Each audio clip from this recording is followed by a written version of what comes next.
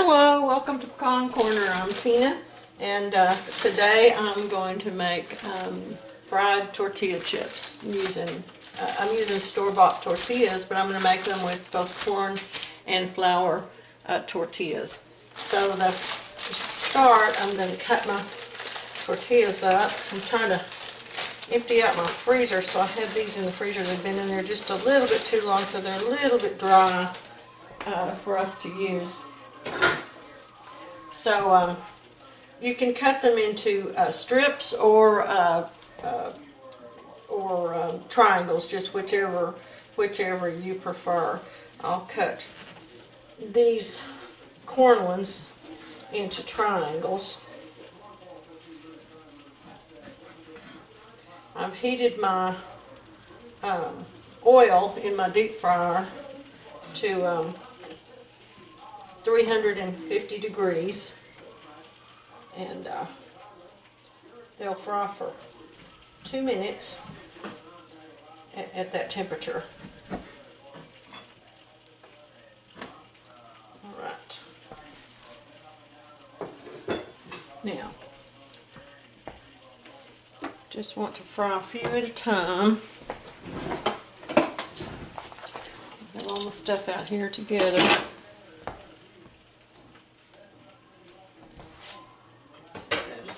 There we go. Okay. Alright, now I've got this one. You guys can see it. There we go. Okay, I've lifted my basket out of the oil. I'm going to put them in there separately because they'll stick together if I just dump a stack in. You can use stale ones. That's a really good use for stale ones. Okay, and then I'm going to drop them in.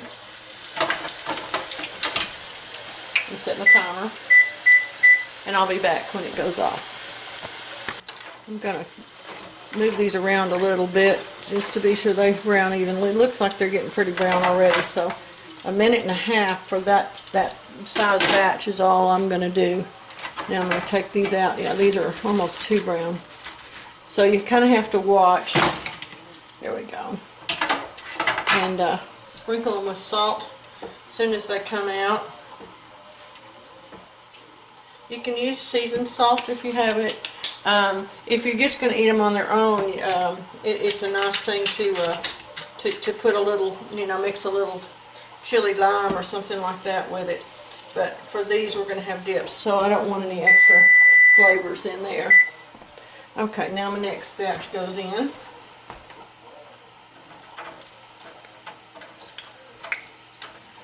The nice thing about these is they're so very fresh. It's just kind of a little special thing that you can do. And of course, if you're making your own tortillas,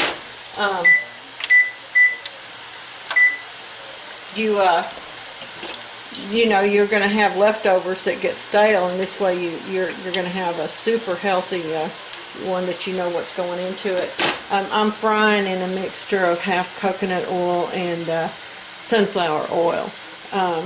But you can use any oil that you fry in. It'll be just fine.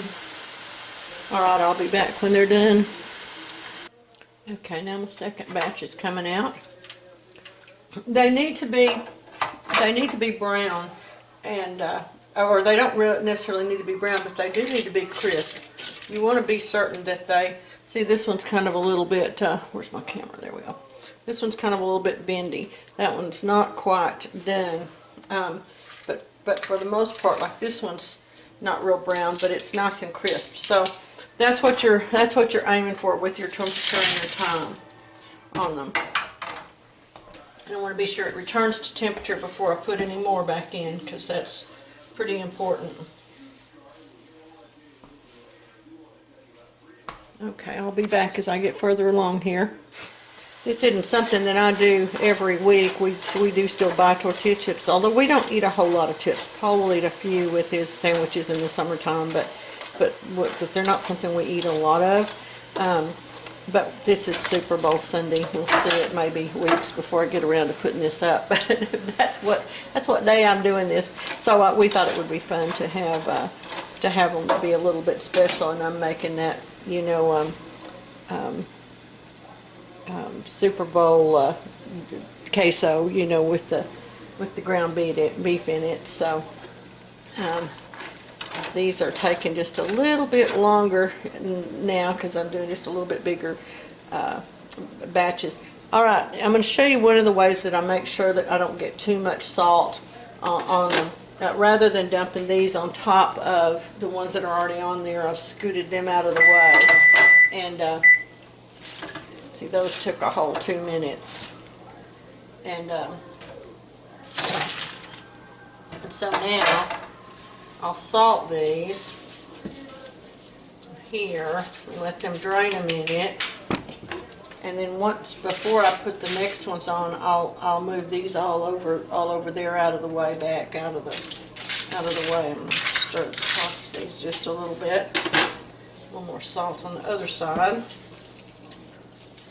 There we go. Okay, now I've got to let see, there's 2 lights on here. The blue light's the power light, and there's a green light that comes on. See how that green light just came on? That shows that it's back up to temperature and it's ready to go again. So you always want to wait for that, because I didn't use a deep fryer for the longest time, and when Paul and I got married, he had one.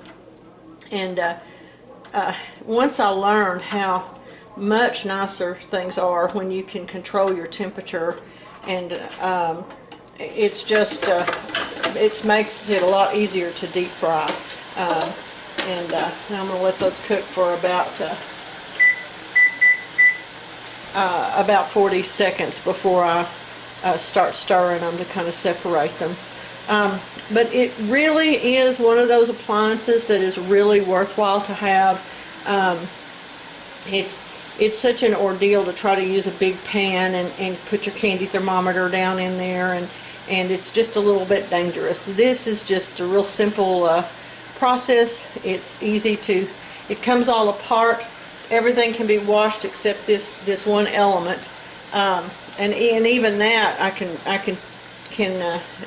wash the outsides of it. I just can't immerse it. But everything else I can wipe all the grease off of it and put it even in the dishwasher. I mean, it's really easy to. This inside pan is an enameled pan.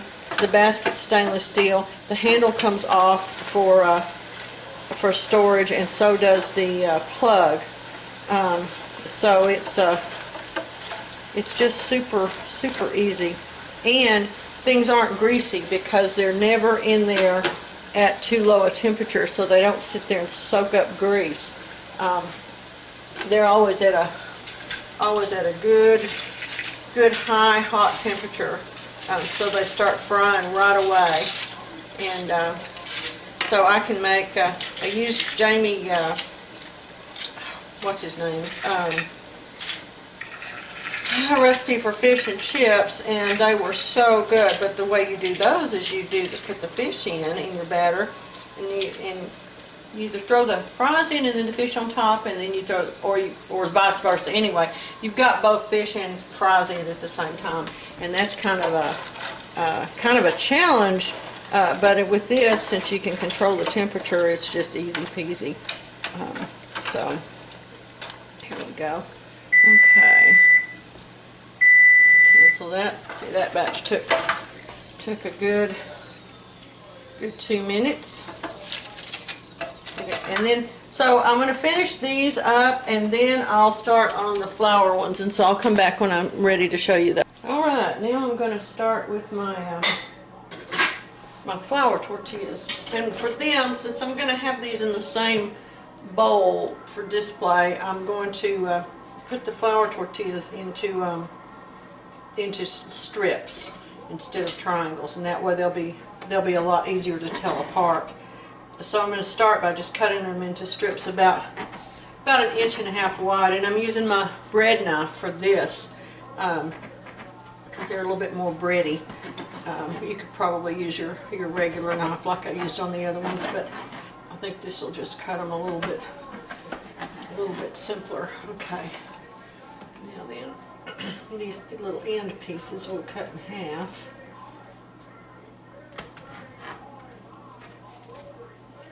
And the truth is, if you're doing you know, these little ones will probably get a little bit browner because they're Let's see if I can cut these little ends off of this one. There we go.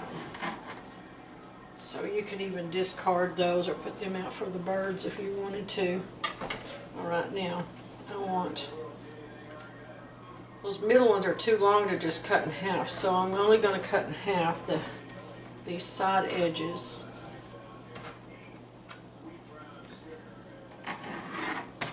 Lengthwise.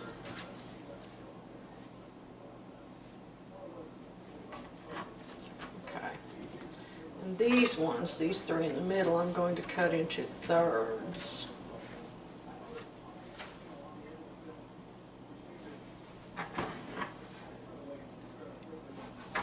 All right, there we go. Turn this back over here. I'm not hot again. I'm going to use some of these little extra ones for my first frying, just to make sure it's not too hot, because it's been sitting there heating since I finished up the corn ones, so I don't want it to get and so these may take 2 minutes too.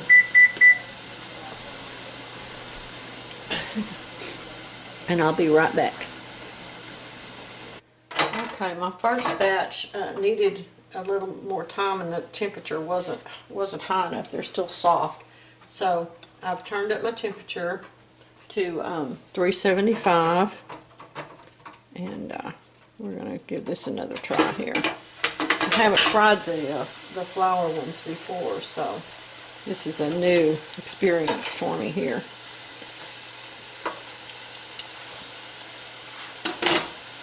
Alright, I've set my timer for 2 minutes. These may take 3 minutes, so I'll be back and show you when they're done. What I'm doing is flipping these over so that the tops are brown. The bottoms are nice and brown.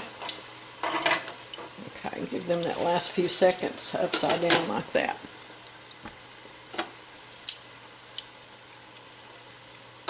Yeah, and we're going to give them another 30 seconds is what we're going to do. And we'll be back. Alright, now at 1.5 minutes, I'm flipping these over. Let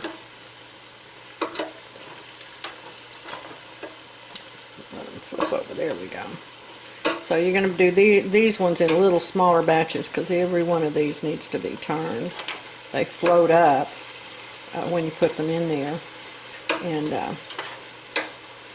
I've also put down new draining paper because the other one had salt on it, and I'm not going to put any salt at all on these. These have enough salt in them already that they don't need that they won't need any salt after the fact, especially since we're serving them with some dips. I've got my timer set for 3 minutes on these, and let's see. Looks like they may be okay with just 2 minutes, but that flip really made a difference. So I'm going to pull them out here. And there we go.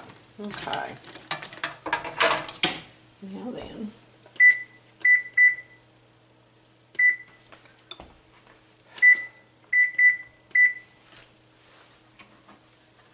Alright, now I'm going to do the rest of these and then I'll be back. These are taking about 3 minutes. Turn them at about 1 minute to 1.5 minutes. Depends on how brown you like them. Some of them, like you know, this one's pretty light, but it still snaps when it breaks when you break it. So they're actually very light flavored because the oil's not penetrating them. They're just crisping up. And I think you see my jar of paste over here. Well, I've tried, but I can make a fresh salsa that's good. But a canned salsa, I still have yet to come up with one that's as good as paste for some of the commercial ones. So if you have a good salsa recipe that can be canned and still tastes good and fresh, please post a link to it in my comments. I'd love to try it, and so far I have yet to find one that works for us. They all, once I get them processed, which you have to use a pressure canner, so I will say that, I because of the peppers and tomatoes in it, it can't be safely canned with a water bath. I know we do, or a lot of people do, but for my purposes, I need to be able to pressure can it. So if you've got a good recipe and you want to post a link to your video of it in my comments on this video, I'd love to see it. So so do let me know that, all right? Thanks a bunch. I'm putting these in, and like I said, I didn't salt these. They don't need any salt at all, so they're going right next to these other ones, and give everybody a nice choice of their chips, and we'll have a good Super Bowl party. All right, I'm going to finish these up. Thank you all for stopping by my kitchen, and if you've enjoyed this, I hope you'll give us a thumbs up and please subscribe. Thanks for stopping by. Bye.